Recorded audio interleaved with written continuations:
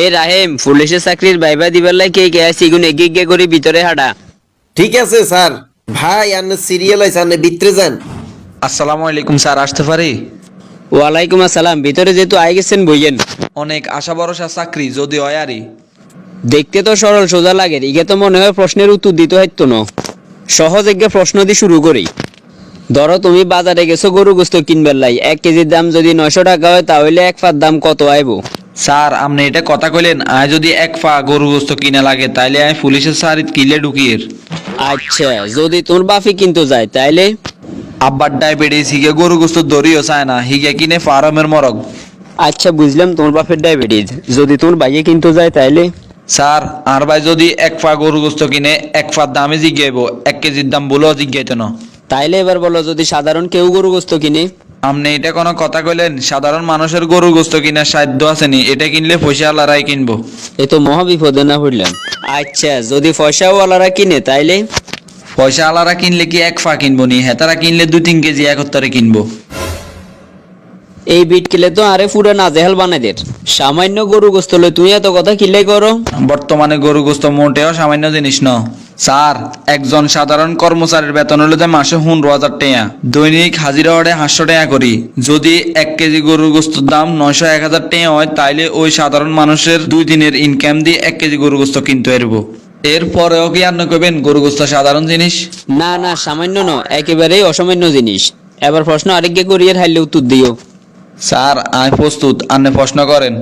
ধরে নাও তোমার চাকরি হয়ে গেছে, অন পরিবারে তুমি যদি তোমারে তাড়া দেয় 1 বছরের ভিতরে 3টা লেগে বাড়ি করবার লাই, অন তোমার নিজের উপার্জন দিয়ে কিভাবে সম্ভব করবে এটা? আগে কোন আর মাসে বেতন কত থাকবো? তোমার বেতন ধরা হইব 18,000। 18,000 বেতন খালি কেন? এর ভিতরে নিজের খাওয়া, পরিবারের খরচ। না, কোনোভাবেই সম্ভব ন 1 বছরের ভিতরে 3 তলা বিল্ডিং করা। তবে আরেকটা রাস্তা আছে। আরেকটা রাস্তা বলতে কিভাবে চাই? আগে কোন আরে কোনো বাইবের তুন বাদ করে দিবেন নি?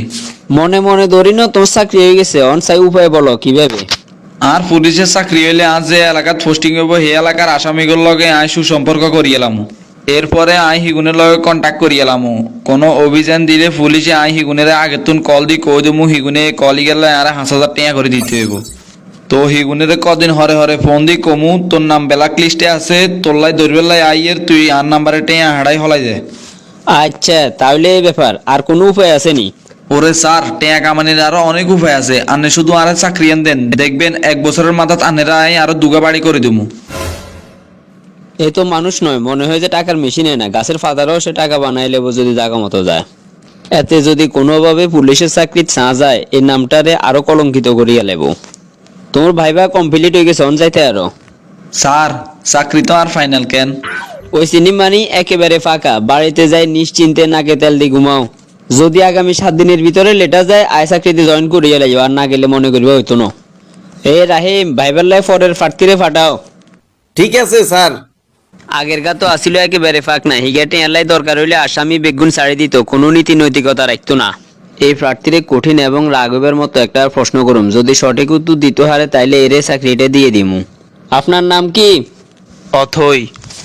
শুধু অথই নাকি আগে পরে আরো কিছু আছে? ওমর ফারুক অথই। আগে কোন আপনি বিয়ে করছেন নি?